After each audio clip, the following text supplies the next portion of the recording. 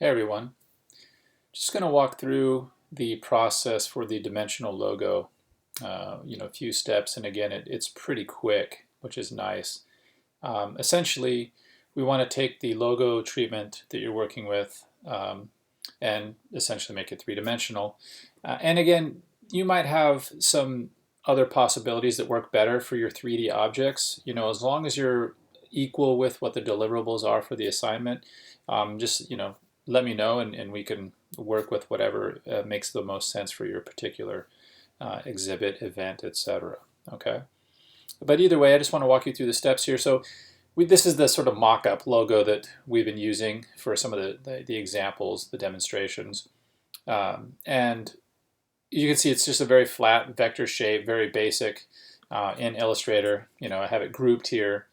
And all I'm going to do is make this, what I want to do is turn that into, something like this, at least, just for our purposes, especially in this submission for the first stages of your site plan, which is coming due. Okay, you can see the way this rendered. Is it perfect? There's some little funky spots there.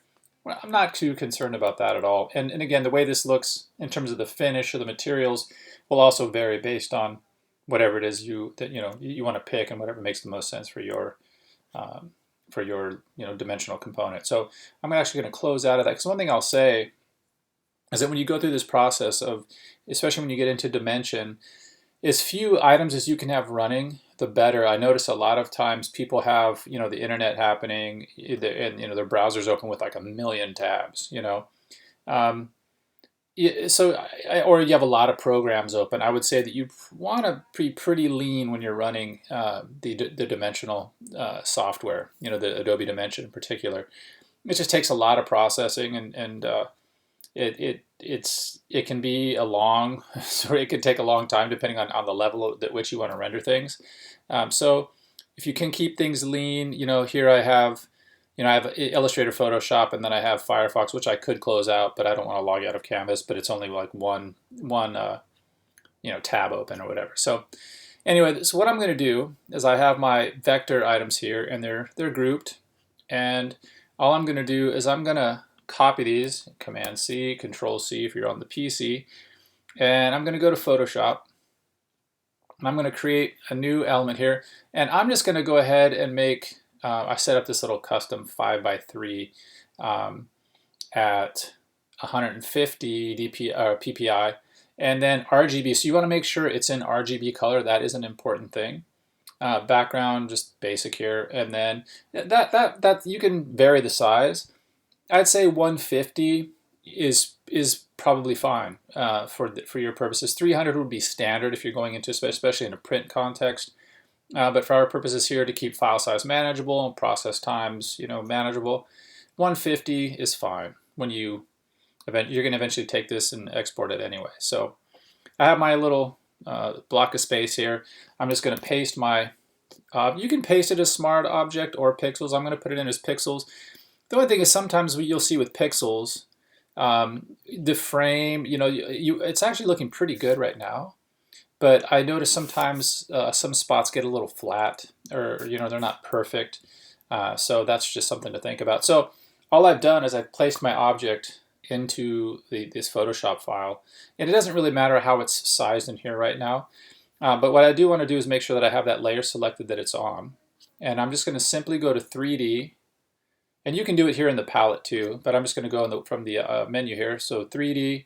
New 3D extrusion from selected layer, and it'll do it pretty quickly. Okay, and here's where things right away can get kind of frustrating when you're trying to figure out how to maneuver this thing around. Depending on how you turn it and how you maneuver it around. I don't need to do a lot with it in Photoshop. What I basically want to see is how deep it is. How far the extrusion depth, or how much depth it has. First thing I'm going to want to do is in my properties palette here, I'm going to select on the star here, I see extrusion depth, and I'm just going to eyeball this and basically scale it down, okay, to where it feels like, okay, it makes the most sense for whatever the object is. I don't want it too heavy. I don't want it too, I don't want it to tip over, obviously. You can go very low relief, something that almost would be like mounted on something, and too much, more depth, and let's say like that works for our purposes here. Okay. I want to go back to the coordinates, and then I just want to reset the coordinates and move it to the ground, and so I can get a just a front view of it. And I don't really need to do anything else in Photoshop, really. I should be pretty much good to go there. I don't need to mess with it at all because I'm going to do any tweaks, or they're going to happen essentially in Dimension. So now I'm going to go to 3D, and I'm going to go to Export 3D Layer. And I want to pick the wavefront OBJ. And I don't really need to deal with any of the other formatting or texture components. I'm just going to hit OK. It's going to ask me where I want to save it. For now, I'm just going to save it to a new folder on the desktop. 3D logo mock. I'm going to pop it there. Actually, no, I want to name it here. So let's call it 3D. Whoa. 3D logo mock. Okay. And I'm going to go, I would probably save this file and name it something. I'm not going to, for our purposes here, I'm not going to need it. So I'll just go ahead and move that out of the way, and I don't need this anymore. So what I'm going to do is I'm going to go to my folder here on the desktop that we just created with the 3D logo mock. And I'm going to go into I can see my OBJ element right there. And it's created just from that one export. You'll see all these files were created. Okay, so the one you're going to really be using here is this OBJ file. Okay, so I'm going to go ahead and open Dimension. And I'll typically open Dimension first, and I have it set to a default of when I go to Create New, my document's going to be 11 by 17 at 150 ppi. Okay, so when yours comes in, it might not open right up. You might have to create the document and apply the size and everything. Okay, so an easy way to do this, you can export it, but I'm just going to go ahead and click and drag the mock right into here. Now, sometimes it will act weird when you pull it in. It might be really small, might be really huge, and in this case, it's pretty large. So I'm going to go to my scale here. I'm going to scale it down a little bit, make it manageable so I can see it. And these are essentially your tools. So here's the scale tool. Now, the cool thing is most of the tools, at least, they're at least somewhat connected to tools you might be familiar with in say, in Illustrator, InDesign, etc. But they don't follow the exact same format, so they might take a little bit of getting used to. Okay, so scale tool, I have this selected with the scale tool. I can scale it up or down, and I'm holding Shift when I do that. That's an important thing, so I don't want to stretch it out of proportion. Okay, so I have that set up, and then I'll go back to this here, and I can move my object. I can move it this way, I can move it that way.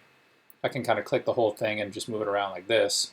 Okay, and you'll see that the scale changes depending on where it's sitting, from a distance standpoint, right?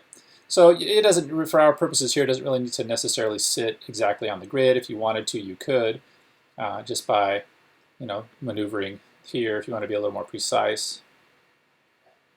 And you can hear, I don't know if you can hear that, but already the fans on my computer are turning on, okay? And so if you want to, then you can also look at this from multiple angles. You can use the orbit tool here and look and see how it looks from behind, and check it out. And again, when you first start messing with these new tools, just take it slow. They can be disorienting really quickly if you're not used to them. And then there are other tools here where you can move the deal around, and you can move the whole scene around. So just explore the tools. I don't go too deep into them. I keep it pretty straightforward here. If you click on your environment, it's kind of fun. You can play with the type of lighting. You can talk about the intensity of the light. You can increase it. You can decrease it. Sometimes decreasing it gives you just a better sense of the dimension of the object. You can rotate the light around in the scene. Okay. And these have a big effect depending on the material you're going to be using. You can add color to the lights if you want. You just click on that and select a color if you wanted to, and then click back on there. You can make it into sunlight if you want. You can turn, and then mess with all the variations there to modify it. And there's no real exact perfect way to do it or not do it right now. It's really just exploring and see what gives you the best result. Then what you can do is, if you already have a set idea in terms of what you want to make the logo out of, there are some presets here, materials that I think are just easy to use. You can see it looks different in cardboard. And one thing to know is that when we're previewing this, you got to select it first. In fact, here, let me make sure I'm on the right tool. So let's see what cardboard looks like. When we're looking at this, we're looking at a pretty raw preview. It'll look better when it's rendered. You can see a render preview here, which is like a little window, and it gives you an approximation, but that's only so good, as you can see. It takes a little bit of time. You can make it larger and get a better sense of it, but it's pretty rough right now. But it'll give you some sense of what it'll look like when it's fully rendered. Okay, rendering takes a lot of processing speed, and so, like I said, we want to keep it pretty easy. But you can click on here. Maybe you want a brushed aluminum type of feel, and then the cool thing again is, depending on if you go to your object, always click on your object. And if I went back to my environment and I messed with the rotation of the light, you can get a clearer sense of how's that going to look in different lighting situations. And you could go into this further. You can go into your environment, your lighting situations here, and pick various lighting scenarios as well. Okay. So I think for our purposes, just to be able to see, I mean, we have crazy things, water. You want to make it out of beer? I wish, right? But some of the materials just are easy to see and get a better sense of than others, and the wood ones oftentimes are easy to see. Let's see, where are those here? Where did all my wood go? Well, there's like a cedar one here. There were some other woods I was looking at earlier that were interesting. I can't find them. That's very strange. Anyway, you can get a sense of how the different materials will look when applied to the object. Okay,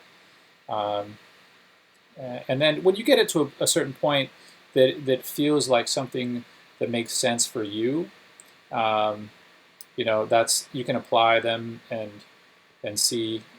Again, if I pick something and it's a little bit too dark, but it's a material I want, just click on your object, go to your environment, and again mess with your lighting. Okay, and maybe that'll help. Get a better view or a better sense of how the material will look. You can increase the intensity. You can rotate it in a way that makes it look best.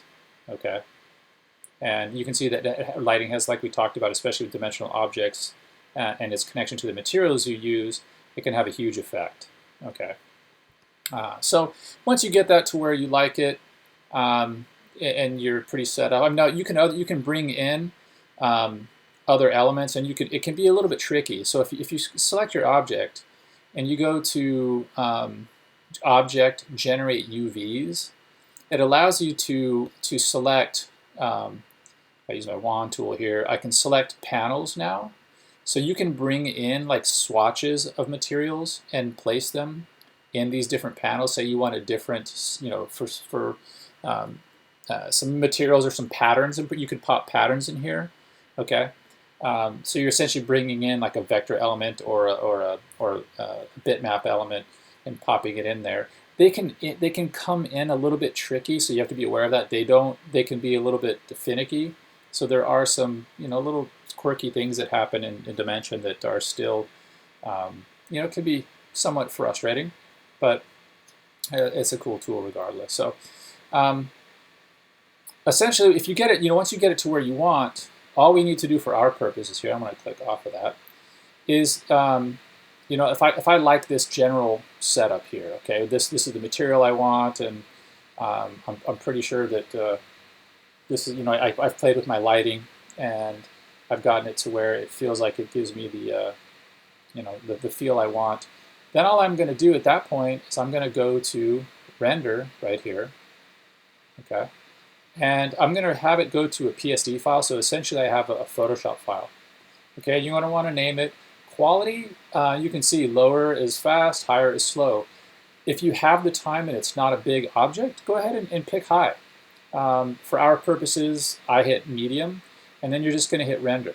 Okay, we're not going to sit here while it renders because that would be boring. So once you hit render, go ahead. I'm going to go ahead and cancel that.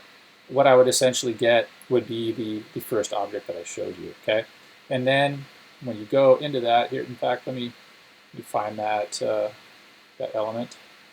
Probably won't show up here. Maybe this is it. Yeah.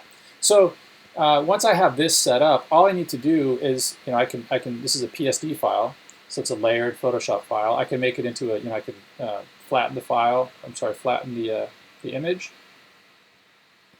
I'm going to discard the hidden layers, and now I'm going to save it as. I want to keep my original PSD, and then all you're going to do is save this as JPEG or TIFF, whatever works, and you're going to just export this.